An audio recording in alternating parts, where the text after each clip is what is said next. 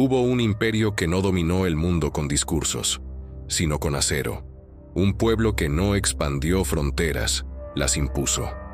Un ejército que no luchaba por gloria, sino por obligación, donde la disciplina era castigo, la desobediencia, muerte, y la victoria simple rutina. Esta no es la Roma de las películas, es la Roma real.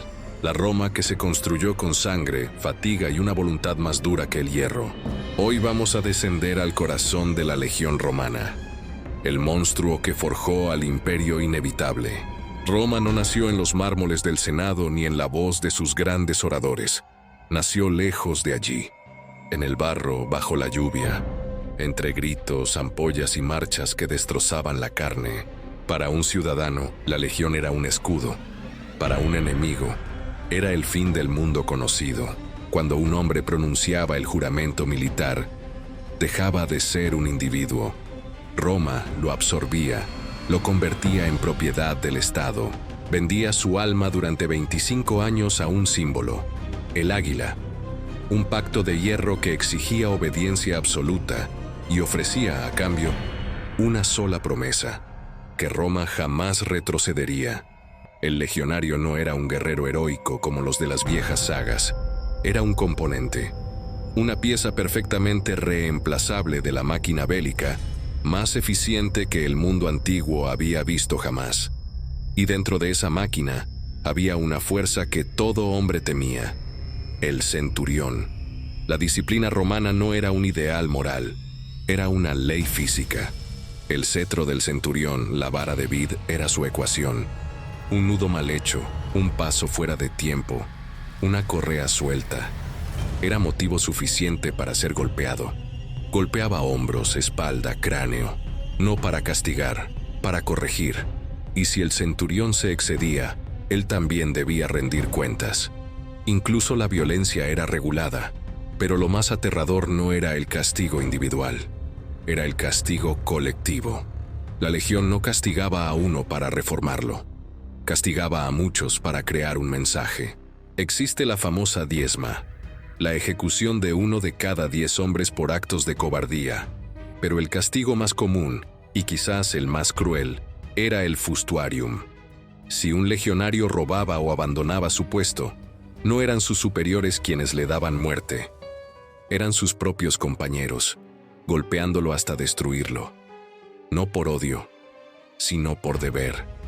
De esta manera, Roma lograba lo imposible, que cada soldado temiera más fallar a su unidad que morir en batalla. La máquina que se movía sola. Pocas cosas impresionaban más que ver marchar a una legión en campaña. Eran conocidos como las mulas de Mario, un apodo tan humillante como exacto. Cada hombre cargaba cerca de 35 kilos de armadura. A eso se sumaban 3 días de trigo, herramientas, estacas para la empalizada y un pequeño molino de mano para moler su propia comida. El legionario no solo era un soldado, era su propia mula, su propio ingeniero y su propio cocinero. El verdadero enemigo, muchas veces, no era el bárbaro que aguardaba al otro lado del bosque, era el peso. El arqueólogo Alfred von Domaszewski calculó que un legionario, físicamente, envejecía el doble de rápido que un ciudadano común. Sus esqueletos lo demuestran. Hombres de 40 años con rodillas de ancianos de 80. Roma no conquistaba tierras, las exprimía con el sudor y las articulaciones de sus soldados. Y cada noche, sin importar cuán exhaustos estuvieran, construían una fortaleza completa. Foso, empalizada, torreones improvisados, una ciudad militar que surgía del suelo en cuestión de horas. El verdadero genio de Roma no fue la arquitectura, fue que obligó al soldado a cargar Roma sobre su espalda. Aparte de todo lo anterior, también portaban sus armas. Armas diseñadas para matar y para hundir la moral. El gladius, esa espada corta que tantas películas han glorificado, no era un arma noble. Era una herramienta industrial de apuñalar y retirar. Rápido, preciso, mortal. Perfecto para la formación cerrada, donde no había espacio para grandes gestos heroicos. Pero la joya de la ingeniería militar era el pilum, una jabalina pesada con una punta de metal blando. Blanda a propósito, porque al impactar no atravesaba simplemente, se doblaba, inutilizaba el escudo enemigo y evitaba que el enemigo pudiera lanzarlo de vuelta. Roma no solo vencía cuerpos, vencía voluntades. El imperio tenía su propio aroma, vinagre, hierro y polvo. Una marca química que anunciaba su presencia antes incluso de que aparecieran las armaduras. Su bebida, la posca, agua con vinagre, no solo prevenía enfermedades, también dejaba un olor fuerte, agrio. Respecto a la economía, el dinero era la deuda de sangre. El salario del soldado, como en tiempos de Domiciano, era de 300 denarios anuales.